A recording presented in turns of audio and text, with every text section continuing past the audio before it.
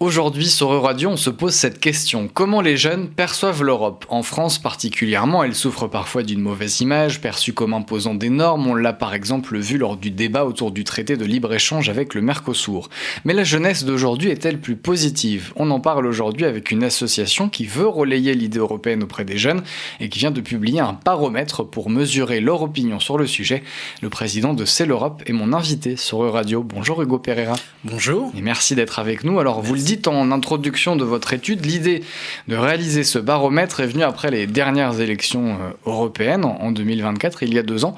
Quels sont les constats que vous avez faits à ce moment-là ?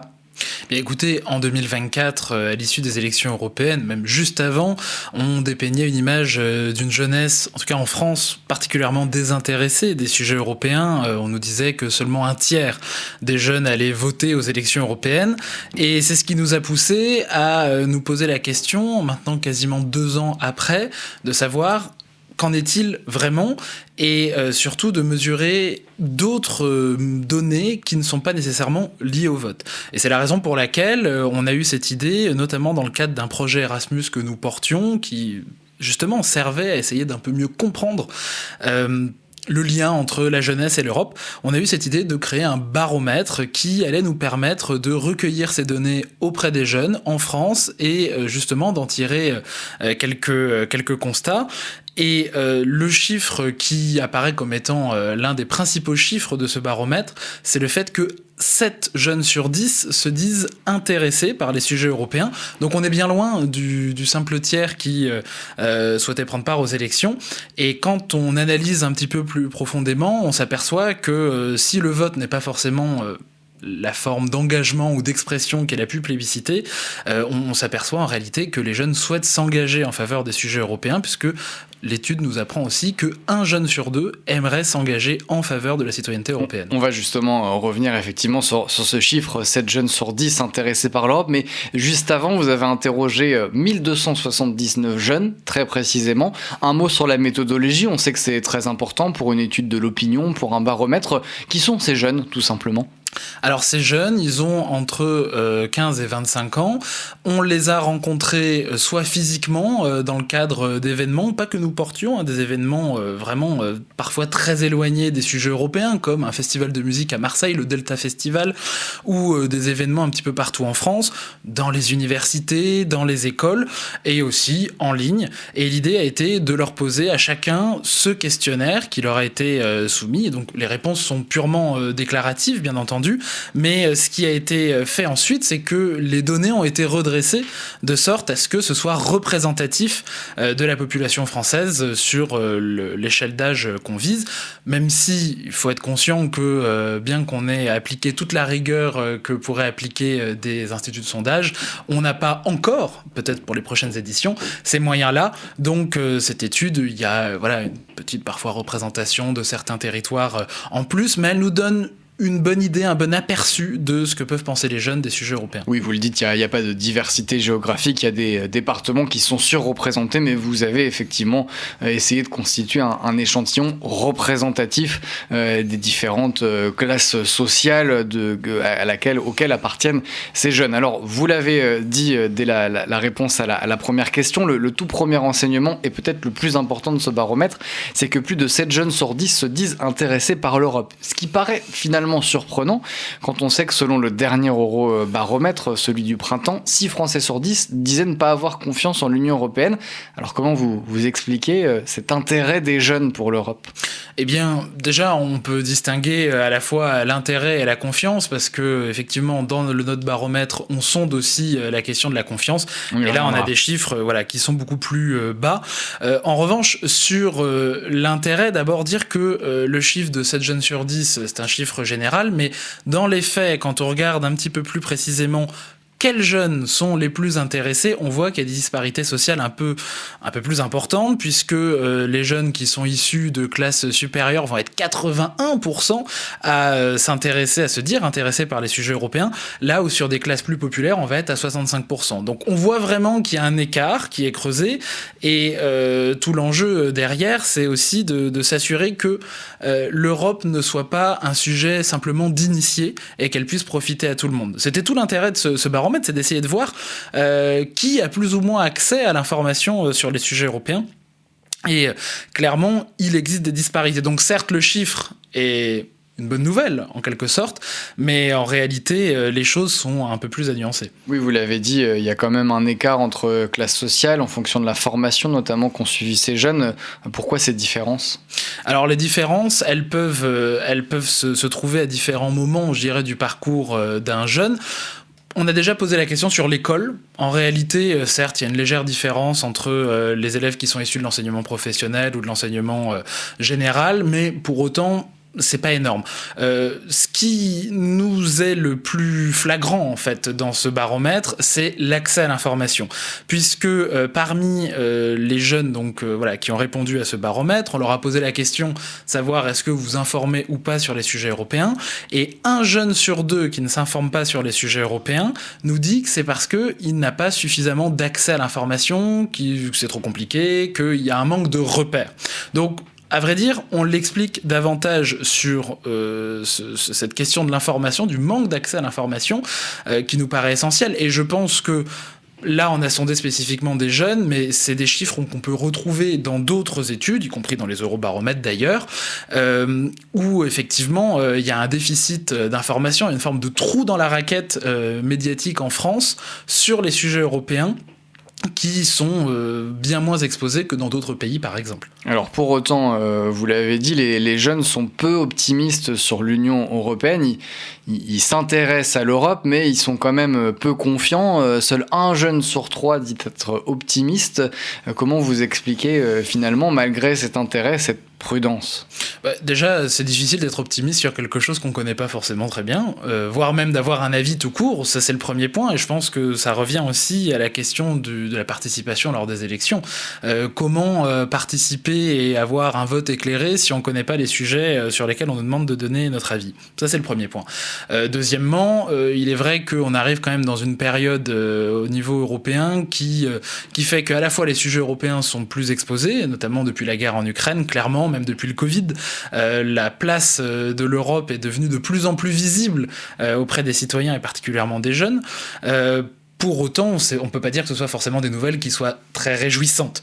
Donc effectivement, il y a ce biais assez important de l'actualité internationale et géopolitique qui implique énormément les États membres et l'Europe, qui fait que forcément, on n'en ressort pas avec quelque chose de très positif, en tout cas pour le moment. Là, je sors entre guillemets un peu du baromètre, parce que ce n'est pas mesuré directement, mais vous qui côtoyez beaucoup de jeunes, notamment à travers les simulations du Parlement européen que vous organisez, on y reviendra ultérieurement, mais qu'est-ce qui inquiète aujourd'hui le plus la jeunesse autour de ces sujets européens, mais pas que finalement ?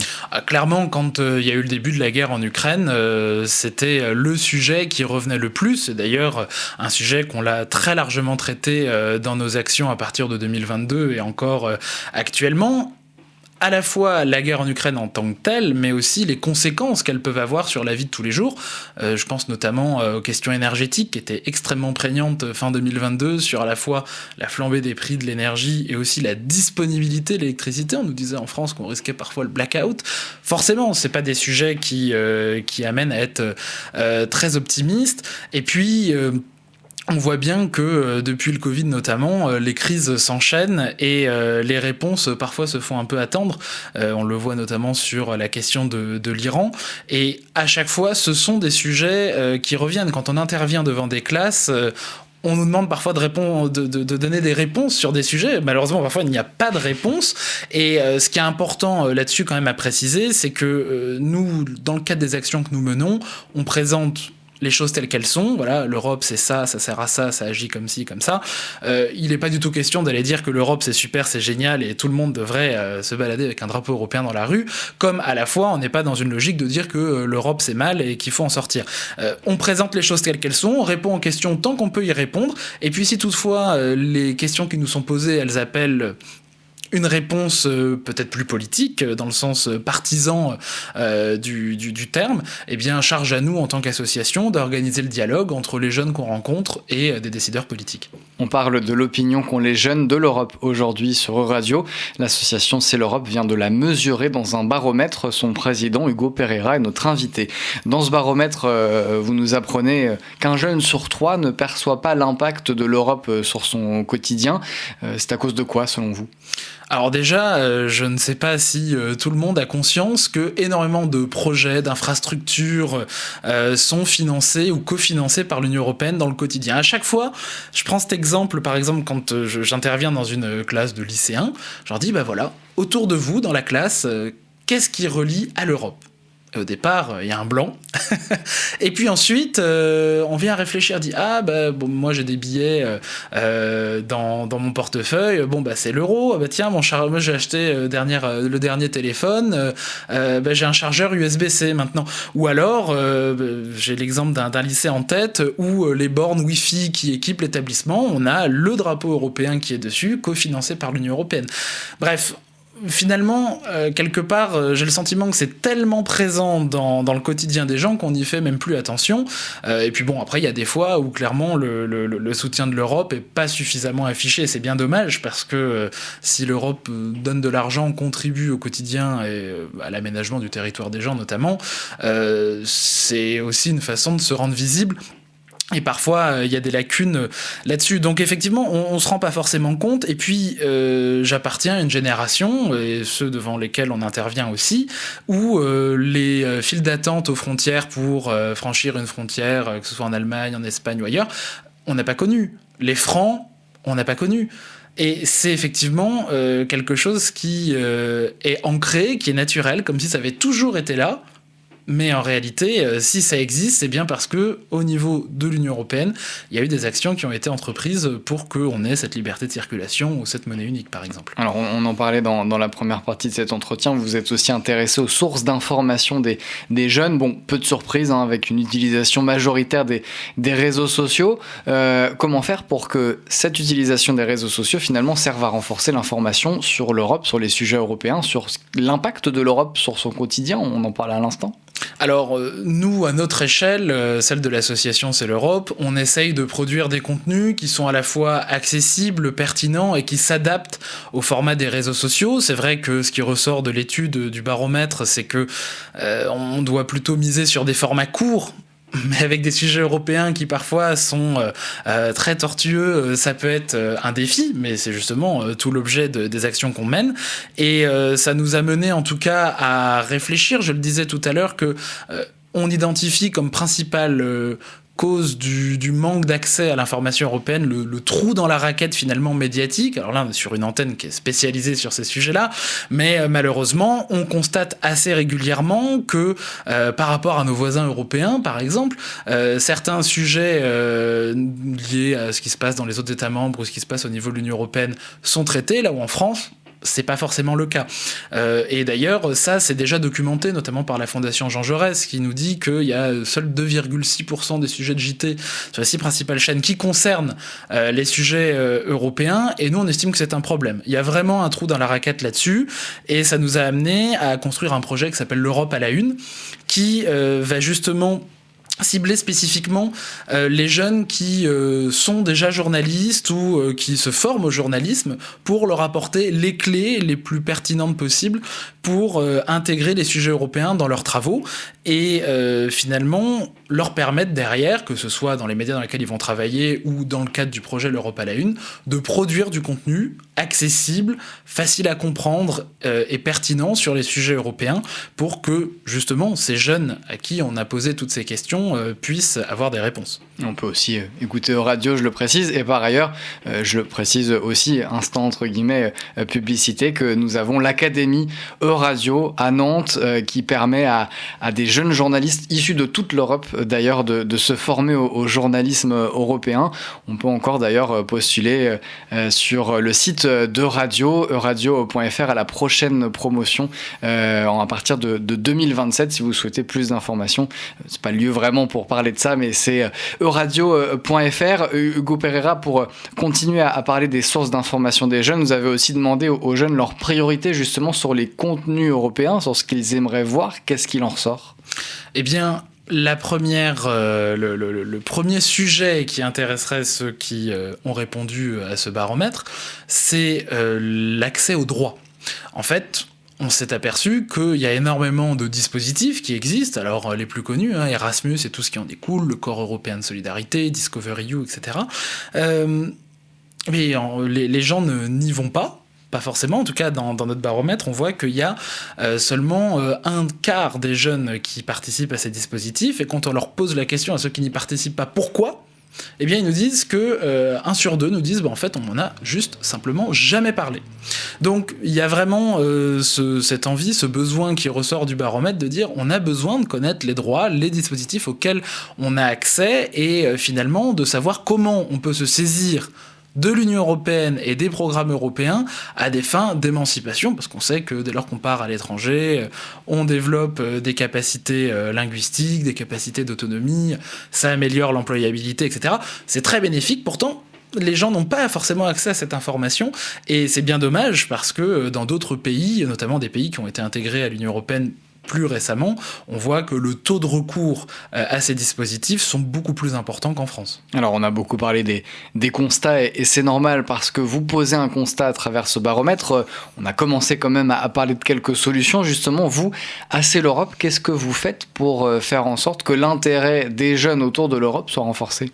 Eh bien, on mène depuis 2023 des actions partout en France et même dans certains pays limitrophes pour rendre les sujets européens accessible. Alors comment on fait ? On essaye de trouver des formats qui sont ludiques, un peu innovants. C'est vrai qu'un de nos formats phares, c'est celui de la simulation du Parlement européen. Ce sont des jeux de rôle au cours desquels des participants, souvent des jeunes lycéens, étudiants, mais aussi d'autres catégories de jeunes, participent à un jeu durant une demi-journée, par exemple, où ils incarnent des députés européens. Alors là, ils sont répartis dans les 8 groupes politiques du Parlement, et après, ils doivent débattre comme s'ils étaient au Parlement.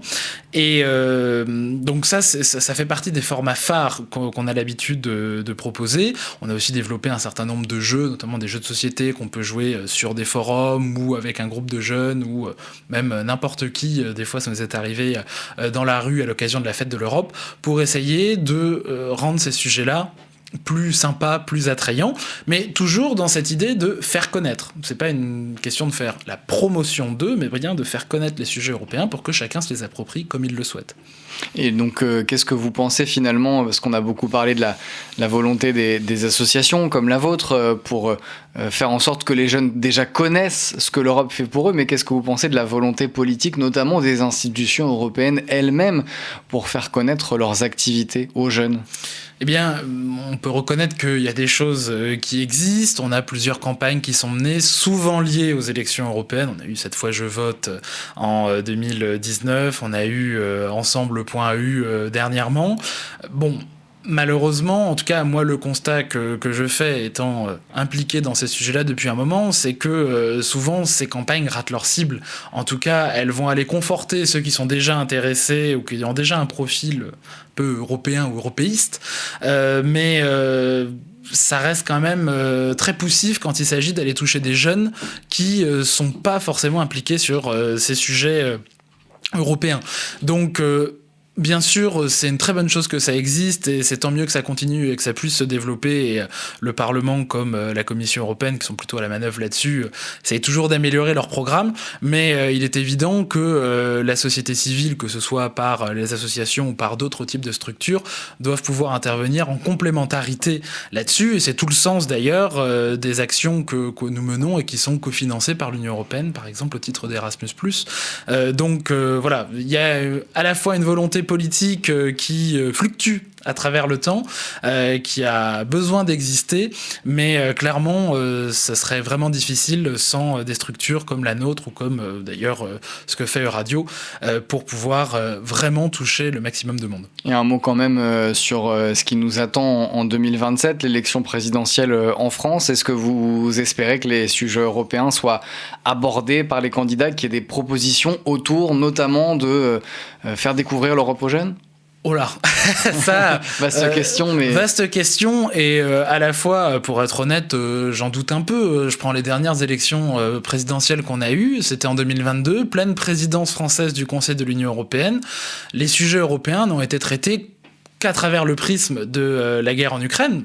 Bon, ce qui est légitime, parce que c'était le sujet... c'était l'actualité à ce moment-là, oui. Exactement. Mais pour autant, est-ce qu'on a eu des vraies réponses là-dessus ? Malheureusement, non. Et plus globalement, que ce soit pour les élections présidentielles, législatives, européennes, il y a un vrai sujet sur le fait de promouvoir le fait d'aller voter auprès de tout le monde, particulièrement des jeunes. Et j'espère que pour une fois, on aura une participation qui sera encore plus haute, et au moins à la hauteur des enjeux qui nous attendent. En tout cas, vous, à C'est l'Europe, vous essayez, on l'a bien compris, concrètement, d'attirer les jeunes finalement vers l'Europe, en tout cas à s'intéresser au sujet européen. On peut aller sur votre site internet, c'est-l'europe.fr pour voir toutes vos actions. Et puis donc, je rappelle aussi que vous allez lancer ce programme l'Europe à la une, donc pour les étudiants en journalisme. Merci beaucoup Hugo Pereira d'être venu nous parler de tout cela aujourd'hui sur Euradio. Merci.